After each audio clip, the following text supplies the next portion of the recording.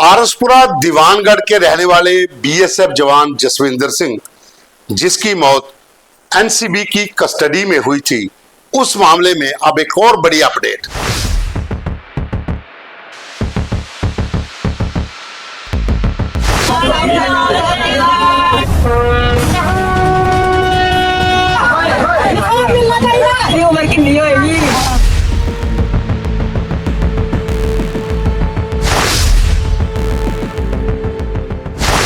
NCB ने अपने ही एक असिस्टेंट डायरेक्टर अमित कुमार को सस्पेंड कर दिया है।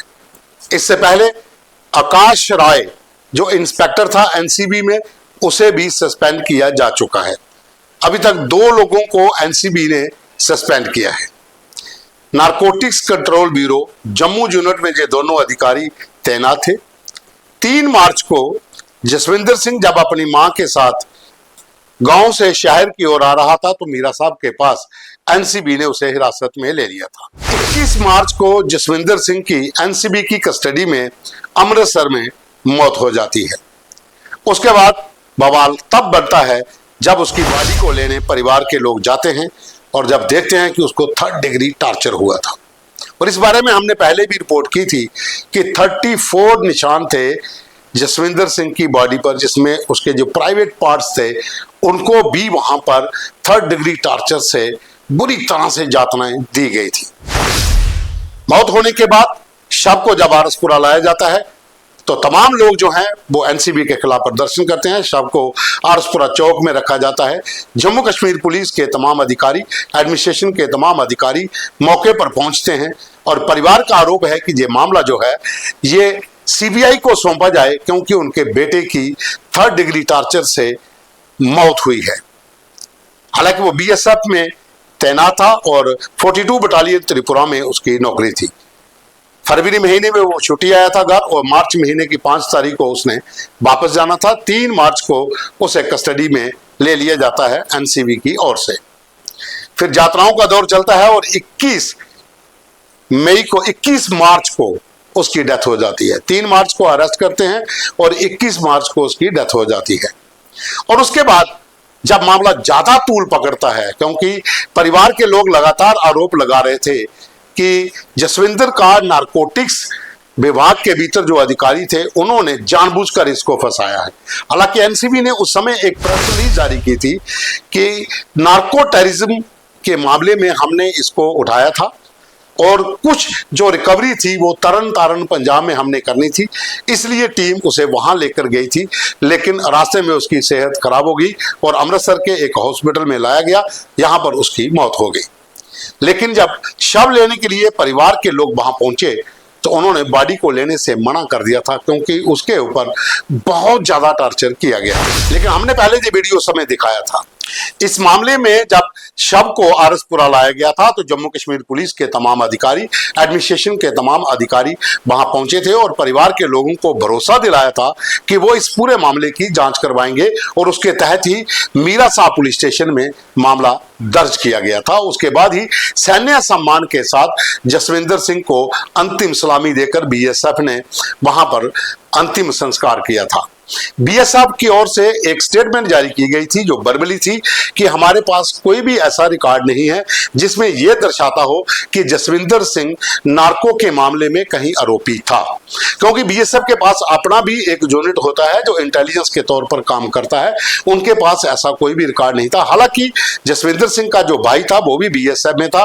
उसके ऊपर आरोप थे कि वो ड्रग पैडलर था, नशे का कारोबार करता था, जिसके चलते बीएसएफ ने भी उसको नौकरी से निकाल दिया था। हालांकि वो मामला कोर्ट में है और वहां पर अभी भी जो तारीखें वगैरह पड़ती हैं, लेकिन जसविंदर सिंह का इस मामले में कोई लेना देना था या नहीं वो तो एक जांच का विषय है। लेकिन जांच भी कब, जब उस जवान की हिरासत में मौत ही हो गई।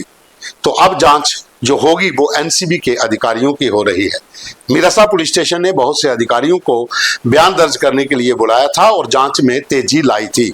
उसके बाद ही आनन फानन में एनसीबी ने उस समय एक इंस्पेक्टर को सस्पेंड कर दिया। वहीं एक वकील है सरबजीत सिंह, जो एक ह्यूमन राइट ऑर्गेनाइजेशन से जुड़े हुए हैं।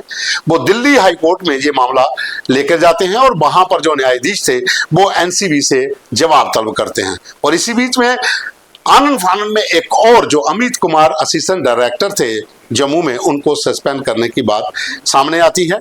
अमित कुमार बीएसएफ में अधिकारी थे और कुछ ही महीने पहले वो डेपुटेशन पर एनसीबी में आए थे। अब जो मामला है, ये मामला अब और उलझता जा रहा है, क्योंकि परिवार का ये आरोप है कि सस्पेंशन जो है वो किसी मसले का हल नहीं है।